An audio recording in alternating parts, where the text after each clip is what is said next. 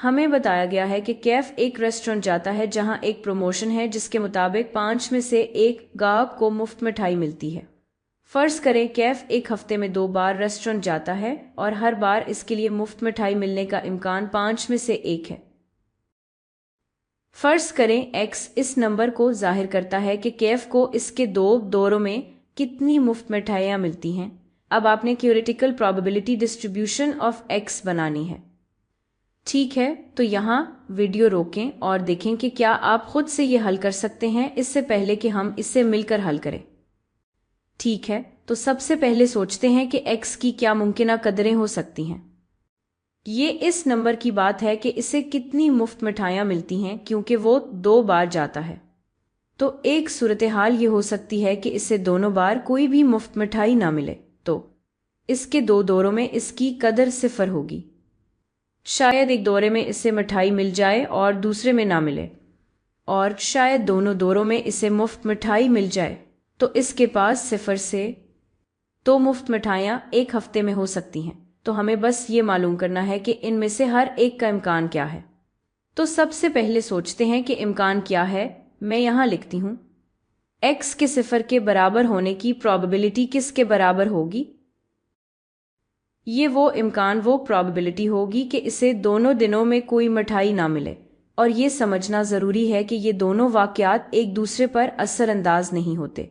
ऐसा नहीं है कि रेस्टोरेंट ये कहेगा अगर एक दिन मिठाई नहीं मिली तो दूसरे दिन मिलने के इम्कानात ज़्यादा हैं, या अगर पहले दिन मिल गई तो दूसरे दिन इम्कानात कम हो जाएंगे। ये दोनों वाक़यात एक दूसरे से आज़ाद हैं। तो किसी भी एक दिन मिठाई न मिलने का इम्कान 5 में से 4 है, और दोनों दिन न मिलने की इम्कान के लिए मैं उन्हें ज़रब करूंगी क्योंकि ये वाक़यात एक दूसरे से आज़ाद हैं। तो 4/5 ज़रब 4/5 बराबर है। इसका मतलब है कि x के 0 के बराबर होने की प्रोबेबिलिटी 16/25 होगी। अब क्या इम्कान है कि x 1 के बराबर है। ये क्या होगा? यहाँ 2 सूरत हाल हैं। एक सूरत हाल ये है कि फर्ज करें पहले दिन इसे नहीं मिलती और दूसरे दिन मिल जाती है। लेकिन फिर जाहिर है एक और सूरत हाल है कि पहले दिन इसे मिठाई मिल जाती है और दूसरे दिन नहीं मिलती। ये वो 2 सूरत हाल हैं जिनमें x 1 के बराबर है। तो अगर हम उन्हें जमा करें तो देखें 4/5 ज़रब 1/5 होगा 4/25, और फिर ये भी 4/25 होगा। फिर अगर आप इन दोनों को जमा करें तो आपको हासिल होगा 8/25।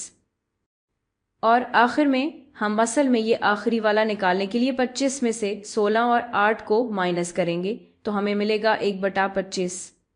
लेकिन चलें इसे लिख भी लेते हैं। इम्कान के x 2 के बराबर हो, ये वो मसला है कि इससे दोनों दिन मिठाई मिल जाए। तो पहले दिन 1/5 इम्कान है और दूसरे दिन भी 1/5 इम्कान है।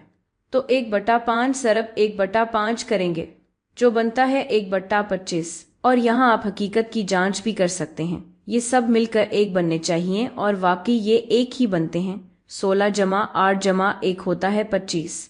तो सब जमा होकर 25/25 यानी 1 बनते हैं और यूं हमारा काम मुकम्मल हो गया।